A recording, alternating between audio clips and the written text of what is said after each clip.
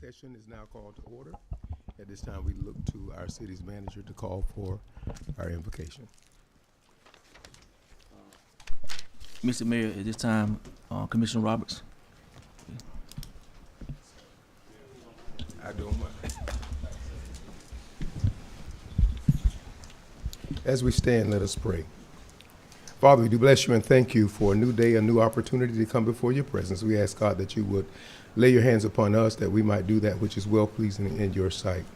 And as we go forward to do the business of the city of Waycross, we pray now that as you guide us, that we obey what you would give us to do. We ask that you touch each functionary, every person involved. We pray now that as we go forward, that we have clarity and understanding in all things. For you said, wisdom is the principal thing, but in all thy getting, get understanding. We thank you and we praise you now. It is in Christ Jesus' name we pray. Amen. Let's look to the flag. I pledge allegiance to the flag of the United States of America and to the republic for which it stands, one nation, under God, indivisible, with liberty and justice for all. As we take our seats tonight, a request was made for the city clerk to do the decorum, and I see it on the program, so thank you so very much.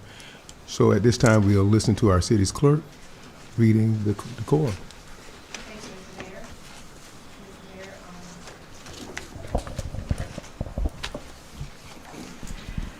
Thank you, Mr. Mayor. I will be reading Section 2-66A and Section 2-67B. The mayor, commissioners, staff, and persons in attendance shall conduct themselves in a professional and respectful manner, except when expressly authorized by the mayor. All remarks, comments, and questions shall be directed to the mayor and not to individual commissioners, staff, or persons in attendance. A commissioner, staff, or person in attendance shall not speak at a meeting until the commissioner, staff, or person in attendance has been recognized by the mayor and granted permission to speak or ask a question. All comments, remarks, or questions made by commissioners, staff, or persons in attendance shall address the item or motion that is being discussed or be pertinent to the resolution, ordinance, or agenda item before the commission. No one shall make or use inappropriate, insulting, vulgar, obscene, and/or profane language, or make any offensive remark or comments while speaking, nor shall anyone accuse any other person of being immoral, violating any law, rule, or regulation, or committing any ethical violation. Further, no one shall use this opportunity for public comment to speak about any activity undertaken for political reasons or ends, such as campaigning for votes before an election, campaigning for another person, making speeches, attempting to raise funds, etc., or otherwise promoting oneself or one's private position. Section B. Persons who wish to address the City Commission at a work session shall have the right to address or speak to the City Commissioners or on official actions or other topics relating to the business or interests of the city. The Commission will not hear from person or persons will not be permitted to speak on matters or issues which are not related to official city business, matters or issues not under the jurisdiction or control of the commission, matters of issues published on an agenda as a public hearing agenda item, or on matters or issues which are traditionally reserved for executive sessions, such as personal matters and matters which are the subject or pertain to pending or current litigation. Because time is a limited resource, and in an effort to hear from the public in the most efficient and effective manner possible, a total of 4 persons would be permitted to speak at each work session, with a maximum of 3 minutes allotted to each speaker. Speakers shall sign up on a first-come, first-served basis. Failure to follow the procedures outlined herein may result in an individual not being eligible to address the commission until he or she agrees to the mayor's satisfaction to abide by the rules stated herein. Back to you, Mr. Mayor. Thank you, Madam Clerk. As we go forward in our deliberations tonight, I do want to put in your hearing that we do have one of our former workers here in the city of Waycross, Miss San Nicholas, passed away, and her homegoing service is tonight. So we are going to try to expedite the meeting tonight. And if we will, just abide by the rules, and we can get out of here so we can be to that funeral. It starts at 6. So at that note, I want to look to you, and we can call for any guests we may have. Yes, sir. We have 3. The first one is Ms. Janae Walker. Ms. Janae, if you'll take to the podium, please, ma'am, and state your name and address for the record. Ms. Walker is here on the subject of a thank you. Janae Walker, 1300 College Street, Waycross, Georgia, 31501. Good evening to the mayor, city commissioners, and the city manager of the great city of Waycross. I just wanted to take a moment this evening to personally thank the city of Waycross for all the support I received in the grand opening of my short-term rental. When Hurricane Helene hit our city, a tree tore through the back of my house that my dad left me. During the rebuild, however, I happened to be there almost every time there was an inspection. So I want to thank the code department, because every step of that process for rebuilding that house was smooth, professional, and handled with care. My contractor received the feedback and support he needed to keep progressing through the process. And the outcome of my short-term rental is a testament that speaks volumes about the teamwork and efficiency within your departments and the ability to work with businesses and contractors. I'm so proud to have opened my business here in Waycross, and the ribbon cutting reassured me that I chose the right city in which to invest. Thank you again for your time, your service, and your continued support of small business owners, big business owners like me. It truly makes a difference. Thank you. Thank you, Dr. Walker. Madam Clerk. Yes, sir. We have Earl Scott.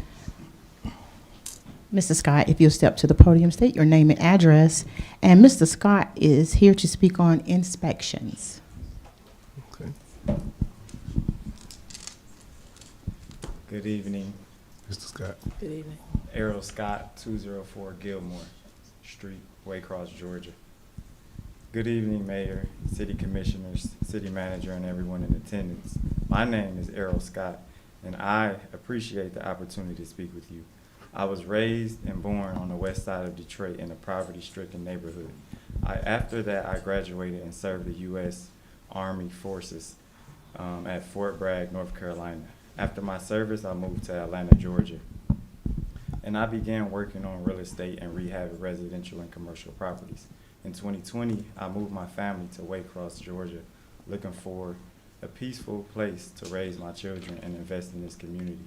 I purchased my home, 204 Gilmore, which at the time was overgrown and on the city's demolition list. I saw the value and the history in that property and chose to restore it instead of letting it be torn down. When I started the renovation, I was denied a homeowner's permit.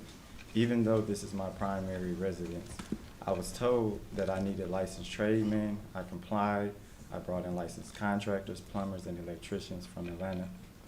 Each step of the process was approved by Jeremy, but yet after the final approval, I was delayed by Mark. My power remained on a temporary service years later, still to this day, and now I'm being told that I never had the proper utilities in my name. Even though I've consistently paid my bills, never received a shut-off notice or any fines. Since then, I continue to follow all the rules and invest in Waycross. I now own 6 properties here, in which all were in poor condition when I purchased them. At every step of the way, I've tried to improve the neighborhoods and add value, yet on multiple properties, I've faced delays, inconsistent inspections, and changing requirements. On October 28th, I met with the city manager about my property at 501 North Nickel Street.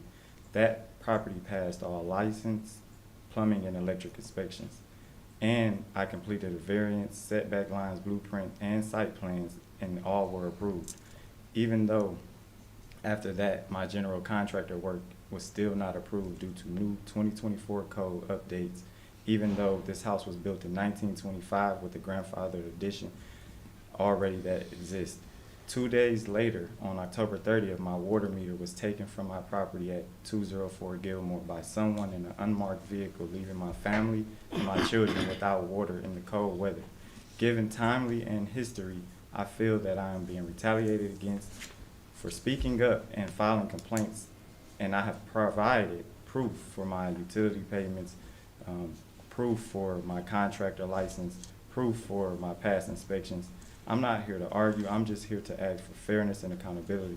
I'm a veteran and a tax-paying citizen and a father and a property owner, working to rebuild the city and the city's neighborhoods. I am speaking. Thank you. Thank you.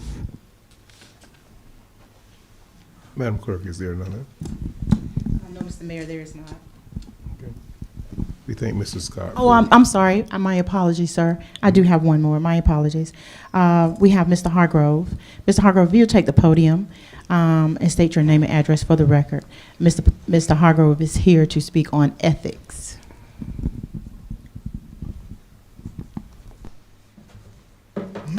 Michael Hargrove, 2012 Alice Street, Waycross here. Mr. Mayor, good afternoon, Commissioners. We've had a discussion about this last week partially, but I want to reiterate some points here about our temporary attorney, Huey Spearman. Mr. Hargrove. I'm skipping part of the stuff I'd already covered. Mr. Hargrove, last we week. can't speak on anything of that sort. I'm skipping part of the stuff I talked about last week. This is additional information, and it has to do with ethics in the city. Okay, I'm so not being political, and you know it. it's not about political. Then what's Did the you hear balance, what sir? was read today as far as the, Sorry? did you hear what was read in the decorum? And It does mention that we're not to bring up any names, you're not to do of that sort, but you're to address the mayor.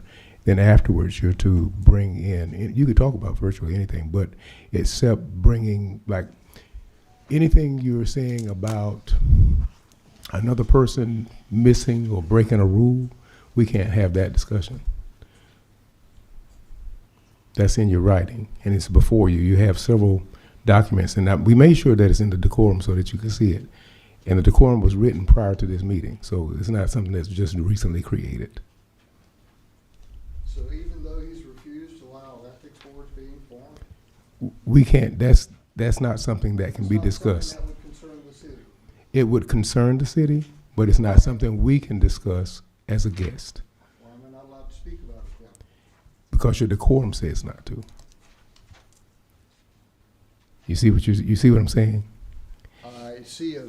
Okay, hold just a sec. We'll do this. Would you read that portion of the decorum? I see a double standard at play here. We are only going by the rules. Well, if the rules are consistent, it wouldn't be a big deal. Thank you. Thank you. Is there another? Oh, thank you. At this time, we will move into the docket for this evening, and I'll turn this over to our city manager.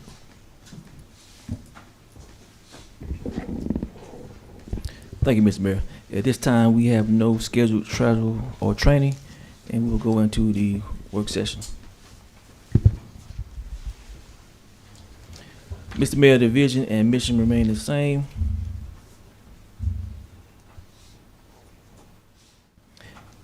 Mr. Mayor, the priorities remain the same, big buckets. Mr. Mayor, buckets further broke down remain the same. As mentioned before in previous meetings, Mr. Mayor, we have discussed adding a priority to discussion in detail, and we started with the canals and alleys. We then went to blighted properties, which is on the agenda again tonight. We then moved on to unhoused citizens. I will state briefly here, as the temperature drop, we will open the police station up, as we do every year, once the temperature falls below 40 degrees. Overpass and bridges, streets and roads, morale,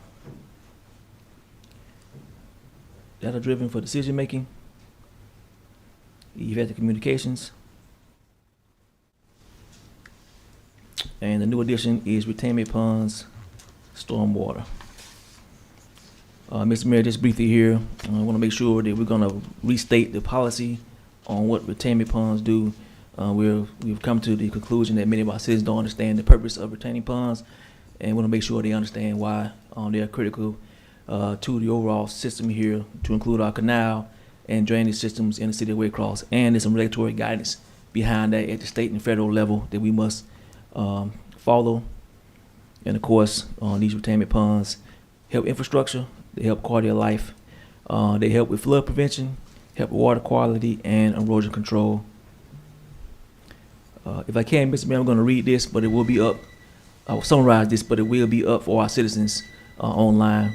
But we thought it was important again to mention if we've had some recent disagreements about the importance of our retainment ponds. So I'll read some of this. Retention ponds, sometimes called stormwater ponds or detention basins, play a critical role in protecting neighborhoods, roads, and the environment. They're not just empty lots that collect water. The engineered system designed to manage rainfall safely and responsible. First thing they do is flood prevention, as I mentioned, and then water quality protection, as I mentioned, erosion control. This is what I really want to point out here. By slowing down the flow of water, retention ponds reduce erosion along ditches, streams, drainage channels, which helps preserve both public and private property. We know right now that was a big thing for us when we were cleaning the canal, and why we put so much effort to clean the canal as far as erosion control. And then, of course, environmental and aesthetic benefits, and then the regulatory compliance. I just ask everybody, if you have questions about retainment ponds, you can find the information at the EPA and the Georgia EPD. And it's important you do, especially if you're going to be a new business owner, because it is part of our code, and again, a regulatory requirement. Are there any questions on that, Mr. Mayor? This was new. Although that's new, there have been people who have, when they turned in their site plans and the various things that they've requested of the commission, when they did that and we approved it, the retention pond was a part of it, but then afterwards, they requested not to have one because of drainage. So I'm just making sure that as you have written this and or actually placed this up before us, that we be aware, not just one citizen, but all citizens be aware when you're getting ready to do businesses, make sure that you keep what you say you're going to do that we've approved, that otherwise it will probably cause you some troubles down the line. Correct, Mr. Mayor. And again, if you have any questions or concerns on that, you can definitely reach out to community improvement. But again, this is regulatory guidance, not just at our level, but also at the state level. So I would ask anybody, any citizens that are gonna do any new business, especially I guess the big businesses, definitely make sure you hire the right engineer. That's critical as well. Next, Mr. Mayor, we have the city plan. This is the 10-year plan explained. And then we're at the midterm mark. Today, Mr. Mayor, as you and the commission walked in, you might have seen some of the upgrades happening with the doors. So we are getting the upgrades on the doors and getting those cameras installed as requested a few weeks ago in regard to safety for the staff. Some more things still online and going well. As far as the automation update, I think we probably at 95% right now. It's a complete overhaul. And of course, we're still doing those things, developing and implementing long financial strategy, which I'll touch on here in a little bit during the rest of the brief. And of course, maintaining quality service for our citizens. Next, Mr. Mayor, will be followed by the purchase manager for bids.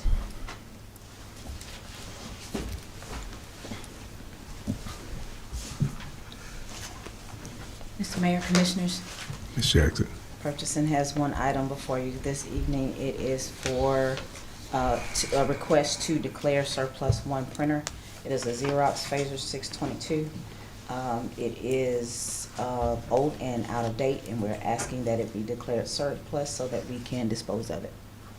Very good. So, Commissioner, I'll start with each one. I'll start with District 1, and I just need your consent that we might be able to surplus the printer. Yes, sir. And District 3? Yes. And District 5? Yes, sir. Okay. Thank You you. have it? Thank you so much. Thank you, Ms. Jackson. Next, we'll move into the infrastructure update, Mr. Mayor. Okay. Public Works, primary out in Zone 3. As far as the concrete team, you see pothole repair in Zone 2. And then you see Zone 3 is where all the more is going to be done as far as the landfill. One point of emphasis here, the trash collection period will stop this week. This will be the final week as far as being in the parks. And then we'll move to once a month. And we're trying to determine that location right now. And once we determine that location, we'll brief the commission. Engineering, all is going well with the streets and dirt roads paving projects. And you see we're dealing with some of the dead meters still. Street paving, Scribbers and Brunel. Still, well, the bids have been in, so those have been awarded. Dirt roads, they got the procedure start last week, so they have started. They had some weather concerns this week with the cold weather coming in, so they didn't start, but they should start next week. This is the fall cleanup. So again, the dumpster, it is currently in Monroe Park, but this will be the last week where it goes from park to park. And then moving forward, we will pick the first week of the month will be in a designated location for all uses for all districts. These are the zones, Mr. Mayor. And again, for those who are not familiar with the zones, Zone 1 is Albany Avenue to Plant Avenue. Zone 2 is Memorial Highway to Scrivens. Zone 3 is Memorial Highway to Haynes. And Zone 4 is Albany Avenue to Glenmore Avenue.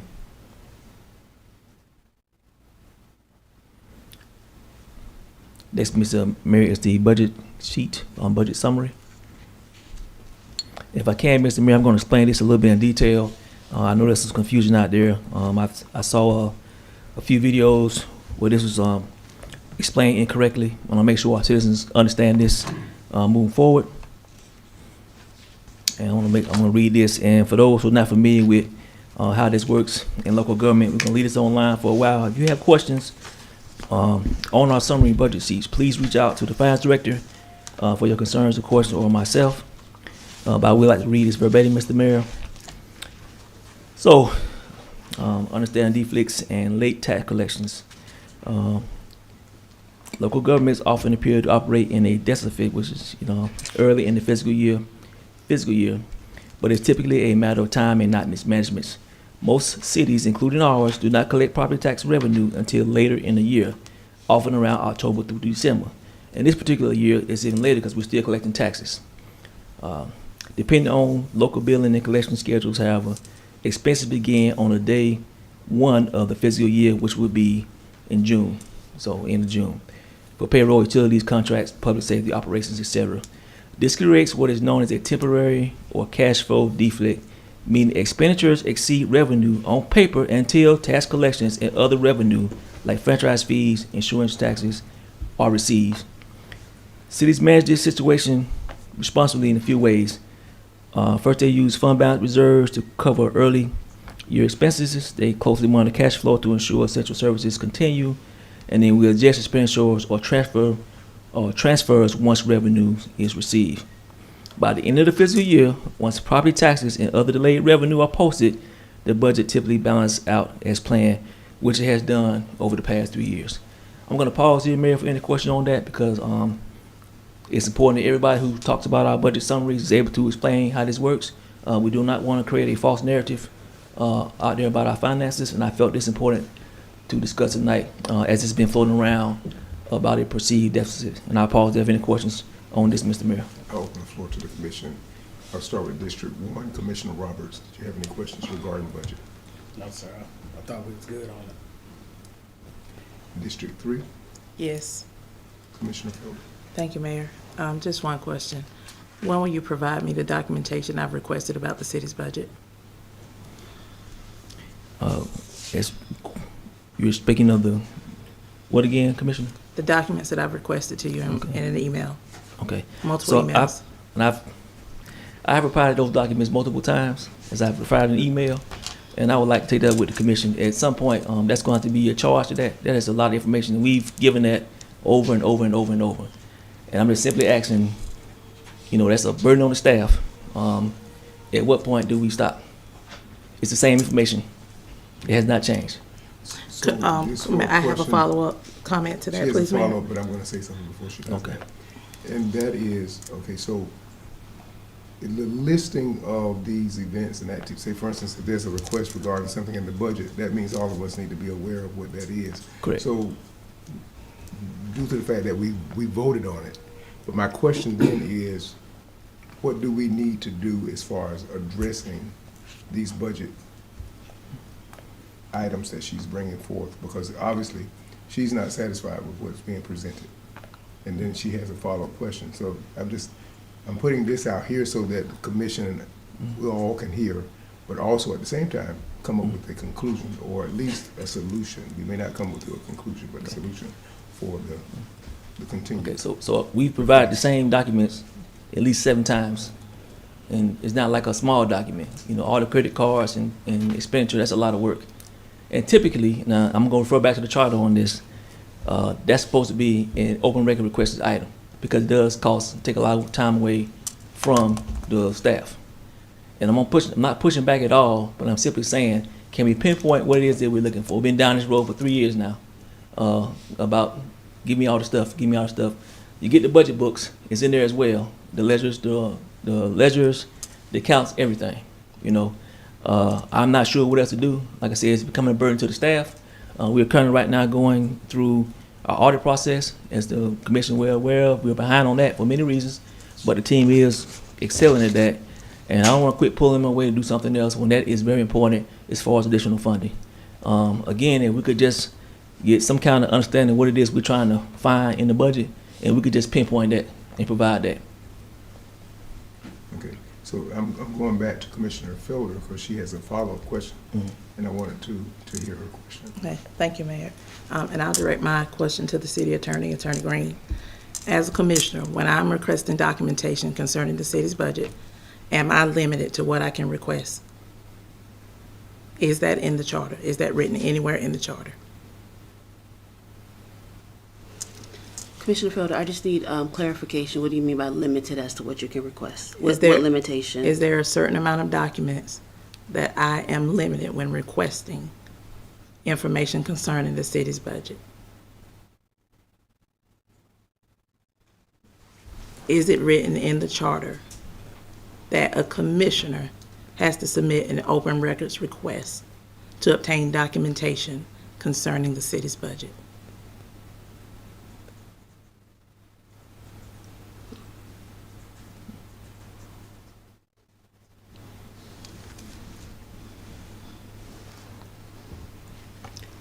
I'd have to go to the charter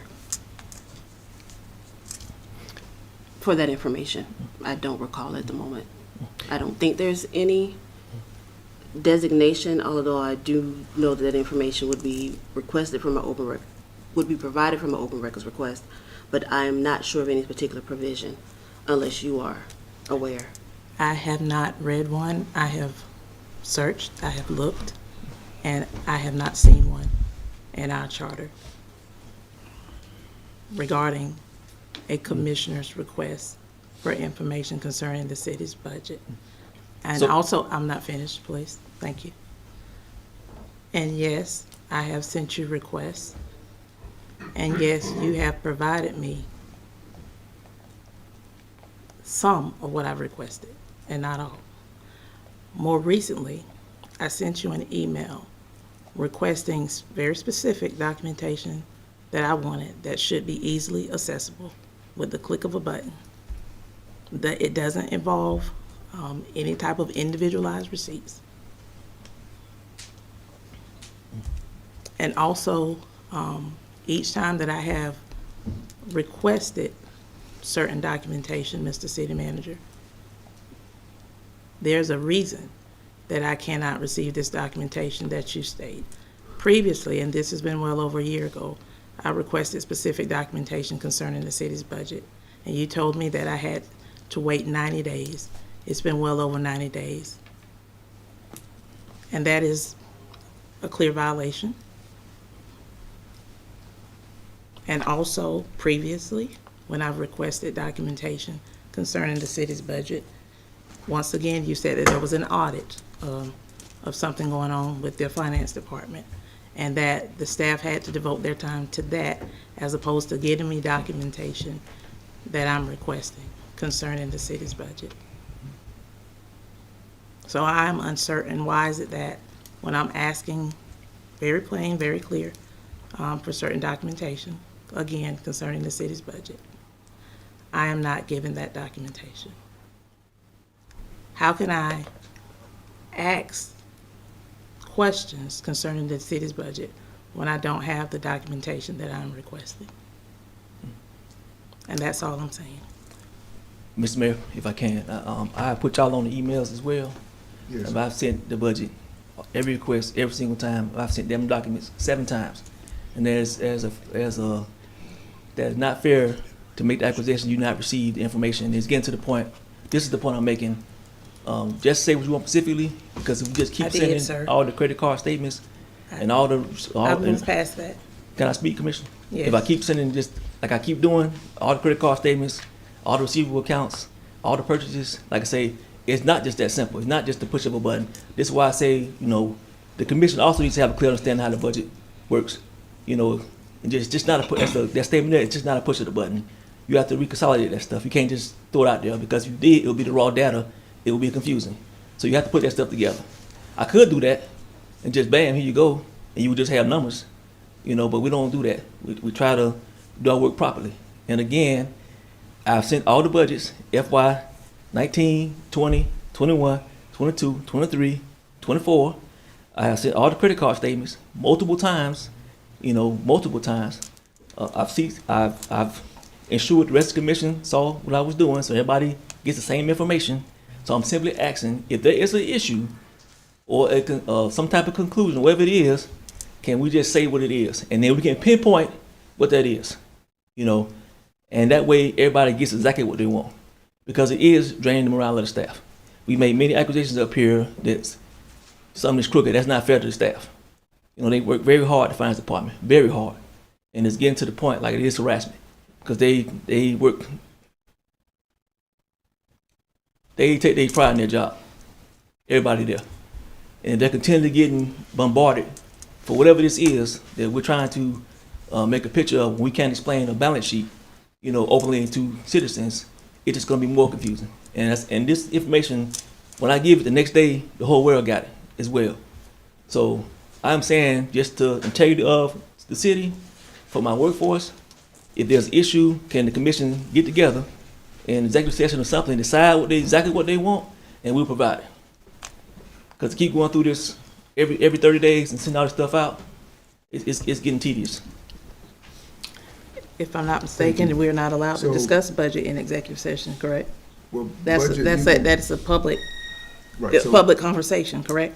where I am now on this conversation is that I do know that the information that you've been requesting has been given multiple times, but on the other side of that, No, it has there's not, some Mayor. other questions that you have asked.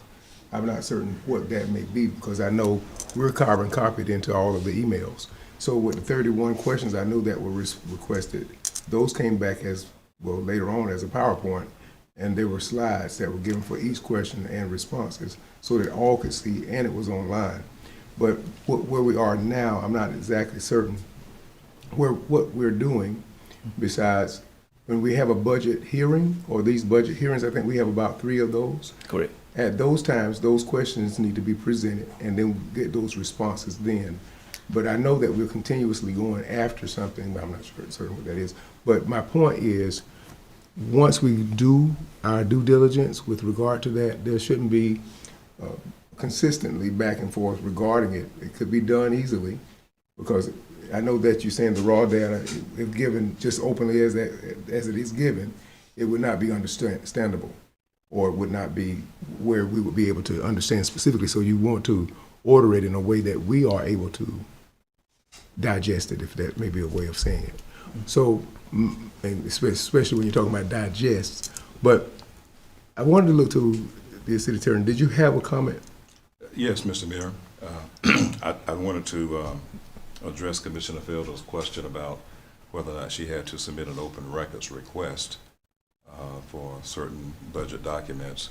And I want to do that by building on the answer that City Attorney Green just gave.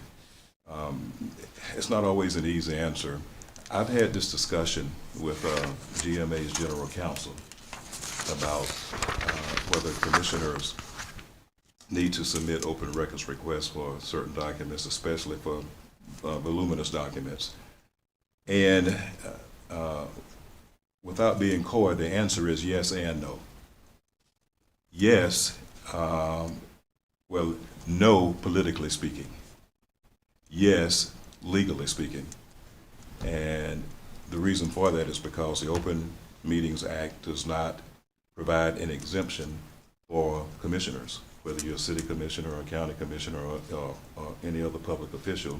There's no exemption in the Open Records Act for commissioners not to be excused rather from requesting documents through an open records request and paying the fees for copying and for the staff member that produces the records. The Open Records Act applies equally to elected officials. I've had that conversation with GMA's General Counsel. And he has said, and of course I certainly understand and agree, politically, do you really want to do that? But legally, you can do that. So I guess in a perfect world where everybody's getting along and, the documents are not that voluminous, maybe there wouldn't be an open records request. But, when things are not going as well as they should, and when there's a lot of tensions, at stake, and when records tend to be voluminous, it does involve staff time. It does involve copying, and because there is no exemption, there is a requirement that elected officials pay like everybody else. I mean, that's the long answer to the question, and I gave you a political answer and a legal answer. Thank you. We're running close to the end. Thank you, Mr. Mayor. Next, Mr. Mayor, we're moving to the land bank body properties discussion. So this is just some information that we've been discussing as far as the cases being worked and the cases that have been worked. The money allocated in the splosh, and then what we've done since. So, of course, it's just going over some definitions of what the land bank can do and not do, and then it kind of goes into as far as when the land bank owns property. What I want to bring to the commission today, I did meet with the land bank last week, and we had some discussions on a few topics. Now, I have yet to sit down with the community improvement director on some of this and legally, but we're going to do that this week. But I want to bring to the commission's attention, I know it was mentioned in the land bank on how Atlanta and Savannah manage their properties as far as business owners as well as regular residents and citizens. It is something, I think, a model that the city of Waycross could do as well, but we need to talk the legal aspects of it and then get with the tax commissioner's office. And that would be, of course, the land banks purchase the land, and then the citizen would, purchase from the land bank. Then we also talked about a full-time admin. The community investment director has to move with the rest of his job. This is very time-consuming, and it's getting counterproductive for us, him and the rest of his duties. So I am going to ask the commission to consider working with the county on that position. I don't have the facts or the dollar amount yet, or how that would look. But if the commission wants me to, we will, and I'll get with the county manager and my staff and figure out how that would look as far as a full-time admin position for the land bank. This is something that you see at other land banks that makes them a little more successful than us. It's kind of like a best practice if everybody's finding out. So I would strongly advise the commission to consider that. Also, we discussed promotion. So I'm getting with Director Simmons on promoting the properties that we do own in the land bank, and then just the overall function of the land bank, because many of our citizens do not understand what the land bank is or what it does. We talked about communication and collaboration, and with that communication is about possibly live streaming the land bank meetings so people could actually see the ins and outs of the land bank operations. And then last thing, I put a plug here for Wills and Trust. This is more for the blighted property discussion overall. I think there is a class in the auditorium. I think it's next week. Where a group is going to be going over wills and trusts. We're gonna really start pushing this out to our more seasoned population about getting their wills. One of the problems that we have in Waycross is when people do transition, there's rarely a will, and that starts the problem of that's really the beginning of our blighted properties right there. So doing that training, I'm going to ask them to allow me to speak on that to encourage our citizens, our more seasoned citizens, and definitely those children of those citizens to go look at getting wills, probates, identifying all these documents now, because unfortunately, once that citizen has transitioned, it's almost impossible to figure out things at that point, especially when there are cases with multiple family members. So, and I'm gonna pause there, Mr. Mayor, for questions on that meeting. Just to share a few notes on that, from succession or from service to succession, this program will be held this coming Saturday, and it will be from noon to 3 at the city's auditorium. There will be free lunch during this time frame, and I think it's the first 200 people. Okay. Okay. And I would encourage our citizens, especially if you have older parents, to go get those wills done. Because like I said, we all care about how Waycross looks, and we're trying to really figure this out. And part of the problem is once that citizen transitions, then it's a legal nightmare trying to get better management of that property. All right. Mr. Mayor, this is the SPLOST 23 update. This is the initial calendar we presented some months ago. We did have a small deviation for directional change. And basically, we're going to work on just quarters moving forward. And when I say quarters, we're in the last quarter of the calendar year, FY25. And I'm going to go to that next page on that. So over this last quarter, as we pull these monies and these funding, we're going to continue to work on dirt roads. That was the mandate of the SPLOST. And then we're going to do our equipment purchases, which we've already done. We did the back truck that the commission voted on, and we did the new trucks for community improvement. We did some equipment for the fire department, and then we're going to put that $300,000 funding into the individual parks. And this is the model we're going to do moving forward. You're going to see it's going to be a mix of the dirt roads, that was just the mandate, and then equipment purchases. With these equipment purchases, we got to go ahead and order some of this equipment early on. So in the first quarter of 2026, we'll be doing dirt roads, and it's going to start in February. And with the equipment purchases, the first item is going to be on there is going to be street sweepers. And I think that's going to cost us about $500,000 for 2 of them. We need 2 of them to maintain our footprint here in the city of Waycross. We currently have one, and it's actually down for repairs, and it's probably going to need to come out, be put down out of commission. It's over 26 years old. So, but I want to make sure that the commission was aware of this new direction that we're going to move forward with as far as the quarters. And what we'll probably end up doing is briefing each quarter spending during the first part of that quarter. Okay. Yep. Next, Mr. Mayor, we move for the approval of the 2026 calendar. There may be no change there with the off days. I think we need to do a resolution on this. Is that true? We need to do a resolution on this, so we'll need a vote to put it on the agenda for the calendar. And it's just the calendar for the holidays, Mr. Mayor, just to authorize holidays. Okay. So we just need consent from the commission. I'll start with commissioners for District 1, Yes. Yes, sir. District 3, Yes. and District 5. Yes, sir. Okay, thank you. The holiday calendar can be put on the agenda. And next and final item, Mr. Mayor, is the paving improvement phase 2. And this is going to be on the award letter and notice of award. And this is going to be for Scriven Street, starting that project. Scriven, yes, my correction, Scriven.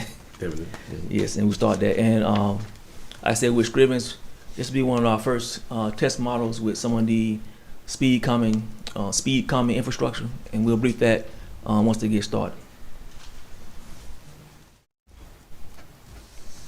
All right. And Mr. Mayor, this completes the agenda items at this time.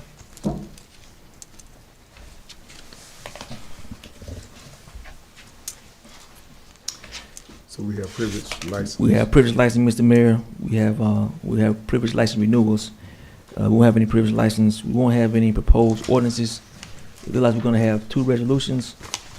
And then I will turn this over to the city attorney for her report if she has one. There's no report at this time. And Mr. Mayor, I have no official report. Like I said, we'll cover all these items on the commission meeting tomorrow, as far as the infrastructure update, any other updates that we might have as far as improvements. Okay.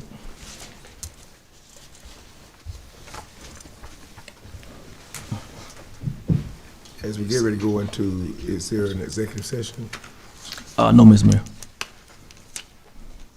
Hearing that we won't have one of those, we will do last call, and I'll start with District 1. Wish everyone have a good night. Thank you for coming out. Thank you. District 3. Thank you, Mayor. I appreciate everyone for coming out tonight. Also, I'd like to say that the children in the Garlington Heights community are really enjoying the new renovated Garlington Park. That park has really transformed the perception that was once given to that community, and those children are very excited. The families, they're really enjoying that park. So thank you to all those that are involved with that process. It was definitely a long time coming, and I greatly look forward to all that this city is going to accomplish in the years to come. Thank you. Thank you. District 5. Nothing, Mr. Mayor. The American Legion 77th anniversary celebration honoring the American Legion John S. Sutton Post 517 will be meeting November the 15th from 2 to 5 at 710 Dorothy Street, Waycross, Georgia. And this will be an event that we can support. Alongside that, I do want to say happy birthday to our Mayor Pro Tem. She's not present tonight, but we can put that in the atmosphere so she'll know that we did remember her birthday today. Along with that, we do want to remind you of the Dining with the Deltas, from service to succession, empowering our community to protect what matters most. Legacy Building, November the 8th, and this will be from noon to 3, and we do know that's this coming Saturday at the C.C. McCrae City Auditorium. And just one other thing, I want to remind you this week that the Waycross Veterans Day Job and Resource Fair will be held at the C.C. McCrae City Auditorium. This will be from 10 a.m. to 2 p.m. So we have several events and activities that will be taking place throughout the week. Please feel free to join us as we go forward in this community doing that which is best for the city of Waycross. With that, I entertain a motion for adjournment. So move, Mr. Mayor. Second. We have a motion and a second. All in favor, aye. Aye. All opposed, no. Motion carries. This meeting's adjourned. And we are reminded of the San Nicolas homegoing service at 6 p.m.